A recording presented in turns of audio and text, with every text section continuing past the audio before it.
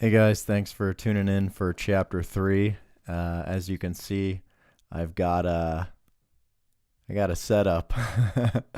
So you probably can't tell, but I did get lights and I got this sweet microphone, so I mean that should be painfully obvious cuz I can't do much about this. It's right here. So, if this is your first time watching, so this is chapter 3. I'm going to be doing reading from Gift of the Shaper, my book, and it's basically like a kind of director's commentary, whatever, like you'd have in a DVD or something like that. But basically, it's me kind of injecting my own thoughts as the writer into the book. So today is going to be interesting because there's more than a couple characters.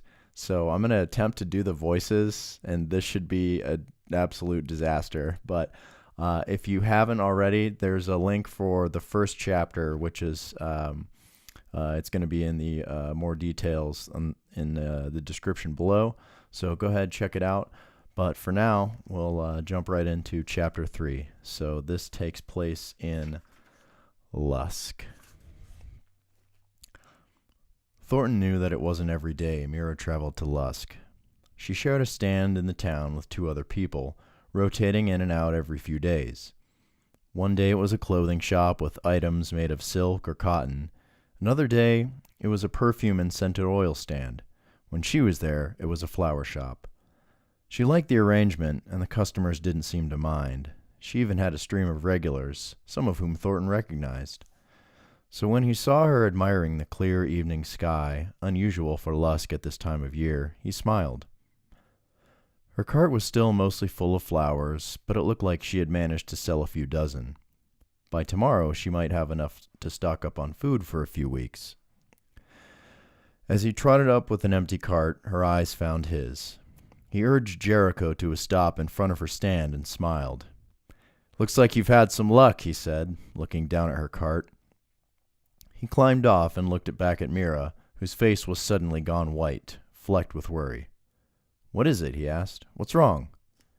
No sooner had the words left his mouth than he saw something move on the edge of his vision. He turned to see a dark-clad man approaching from behind, brandishing a knife and heading straight for Mira. A white, skeletal hand embroidered into the cloth on his shoulder. "You've got something we want," he said in a deep, nasally voice. Mira opened her mouth to shout, but the man leveled his knife at her, wagging a finger to keep her quiet. Immediately her eyes went to her coin purse, filled with a modest amount of silver from her long day's work, and her spirit sank visibly as the man closed in, raising his knife to her chest. "And you," he said, nodding at Thornton, "can stay over there." He was a tall, thin man with a patchy gray beard, whose face looked as if it were caught in a permanent scowl. His nose was broad and flat, looking like it had been broken a few times, and topping off what Thornton thought was the ugliest face he'd ever laid eyes on. "Don't want no heroes," stuttered a second voice from right behind Thornton, high-pitched and shaky. Turning his head just enough to see where it came from, Thornton's gaze met the eyes of a short, wiry man with wild red hair and bandages covering his right eye, a red stain in the middle speaking of its recent loss. He was moving slowly toward Thornton, a knife in his hand pointed hesitantly at the young blacksmith. "It's one of them," said the low voice of a third man, who seemed to come out of nowhere. He was holding something that looked like the white horn of an animal. "Grab 'em both," he said. His face was partially obscured by shadows, but Thornton could see that it was covered in scars. His skin was as thick and as rough as the leather of his boots, looking like it had been on the wrong end of a few sharp knives over the years. He was the biggest of the 3 by far, roughly Olson's size, and Thornton knew they stood no chance of taking him down in a fight. Thornton saw Mira look at him with a mixture of uncertainty and fright. As she did, the man in the gray beard grabbed her, bringing up his knife within inches of her throat. "Any coins you have," he said, nodding to the pouch in Thornton's cart, "would be greatly appreciated as well." His face twisted into what Thornton assumed was a grin.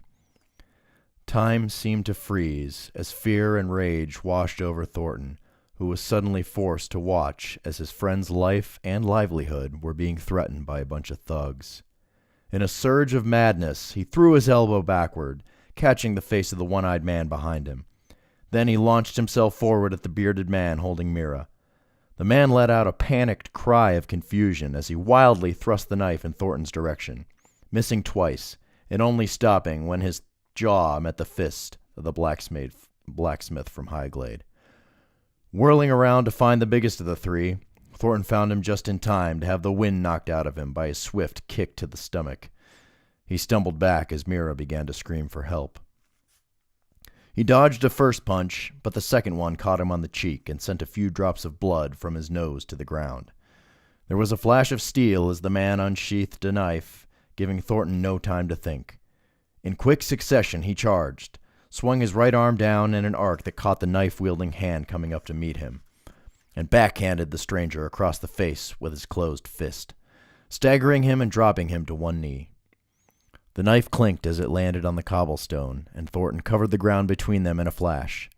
He stepped on the knife, keeping his eyes on the big man with the scars, who rose to his feet slowly, glaring at Thornton. Adrenaline was still surging through his body as he looked around for the other thugs. The gray-bearded man with the broad nose lay behind Mira's flower stand, groaning and clutching his jaw. The other man was holding his face with his hands over his remaining eye. By now, the blood from Thornton's nose had gone from a few drops to a steady trickle. One eye was blurry from the blow to his face, and his ears were ringing. He shook his head as he met the eyes of the big man with the low voice, who seemed to be their leader. He was rubbing his jaw where Thornton had hit him. "I don't know what you want with us," Thornton said as he reached in the cart for his hammer. With his fingers wrapped around the handle, he felt something flow through him, mixing with his adrenaline and causing the hairs on his neck to stand up. "But I'll give you the coins if you'll leave us alone." The man with the scars scowled and seemed to consider the offer. "Not gonna happen," came his gruff reply. "Fine." Thornton took a step toward the man and clenched tightly the ash handle of his hammer.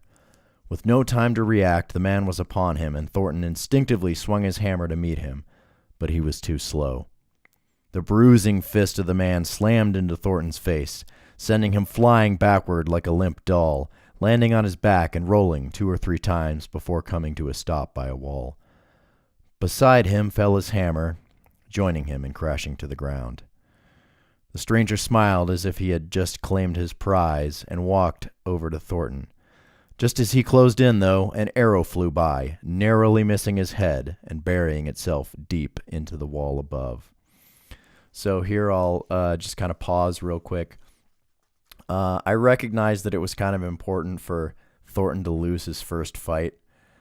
Basically, I didn't want to start out this story with like, oh, wow, he's the most powerful blacksmith on the face of the planet. So obviously there's some room for character development here, and that's kind of the goal of having Thornton, get his ass kicked, for lack of a better term. But, like I said, I didn't want him to start out as being all powerful. So there's definitely room to grow here with our young blacksmith from Highglade. "Your pride or your life," came the words from a man on horseback. He was wearing blue chainmail inlaid with gold, the famed colors of the Guardians of Lusk. He had a second arrow nocked and ready, aimed at the man standing over Thornton. "Keep one or lose them both." And this was the chainmail colors was actually a shout out to my brother's alma mater. As much as I hate to admit this, as you can probably see from my sweatshirt, my brother graduated from the University of Michigan. So this was, it was painful, but love you, Matt. This one's for you. The scarred stranger spit blood onto the ground and wiped off his mouth. "Fine," he growled, moving to drag away the small man missing an eye. He picked him up easily and swung him over his shoulder like a father picking up a child. "Bunch," he shouted to the man with the beard. "You heard the man." A weakened groan of protest from the man called Bunch was soon followed by a kick to his ribs by the man with the scars, who pulled his cohort to his feet and sulked away in defeat, cursing at the guards in the gold and blue.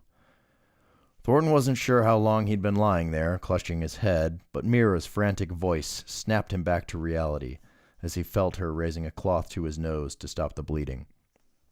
He was in a daze, and his head ached. After she cleaned him up a bit more, Mira picked up the coin purse that had been torn from her and glanced down the alley where the three men had retreated. The guard, who had now dismounted, looked around at the small crowd that had gathered and shook his head in disappointment. "Not the first time I've seen the hand this far north. I just don't know why they decided that Lusk was a good place to make trouble." Mira was visibly shaken, and her hands trembled as she held her coin purse. "Well, thank you for coming along when you did," she said as she touched the spot on her neck where the man had placed his knife. Her skin was slightly indented, but luckily there was no bleeding. "Any later, and—" Her voice trailed off as she stood there in a daze. The run-in with the strange man from earlier had already made Thornton uneasy. Now there was no question what he had to do. "We need to get you home," he said firmly. He'd already started loading the carts behind Jericho and Matilda, but Mira made no indication that she'd heard him. He stopped what he was doing and looked at her again. "Mira," he said, "did you hear me?" She said, snapping back to the present. "I said we need to leave. My father was right. It's not safe here in Lusk." Mira made no protest. She simply nodded and made her way over to Matilda, who buried her nose into the girl's shoulder. Shaking her head as if to try and rid herself of the events of the day, Mira stepped silently into the saddle. Thornton was already seated atop Jericho and clicking his tongue to urge him forward by the time she was ready. As the two of them rode out of town, a man in a black robe watched them leave. "The Gwarai led us here," he said. His hood was pulled back and draped around his neck to reveal a face that was scorched and torn. Flanking him were the three men who had traded their dignity for their lives, looking all the worse for the wear. "The blood of the Shaper must flow through one of them." "You want us to follow them, Master Decane?" the man with the scars asked. "I want them followed," he answered, "but not by you three." A broad scowl had worked its way across his blistered face as he turned to address them. "Your foolishness nearly cost us everything. No, Rimble. I will have them followed by someone who can finish the task he is given. I will have Master Kith Rennick follow him." "Of course," Rimble said as he shrunk in shame. "But you will have a chance to redeem yourself. I have another task for you," he said, staring right at the big man. "The Breaker awaits, and he does not tolerate failure." So that does it for Chapter 3. I will say, pay attention to The Breaker Awaits. That does make an appearance later in the book, but I won't spoil it. That's as far as that's as much as I'm willing to give you at this point. So, like I said, this was Chapter 3. Let me know what you think, like if I was awful at doing the voices, because I have them in my head, but my vocal cords some of the time don't seem to agree with me. So check out Chapters 1 and 2 if you haven't already. You can pick up Gift of the Shaper. It's on Amazon. D.L. Jennings, if you do the search for it, it should be the first result. Worked pretty hard to get it there, so... like I said, it's called Gift of the Shaper. I'll be doing more of these videos. I'm trying to do them pretty often. Now that I got this super awesome setup, I think I'm going to be doing them pretty often. So check back, and I'll see you guys next time. Thanks for watching.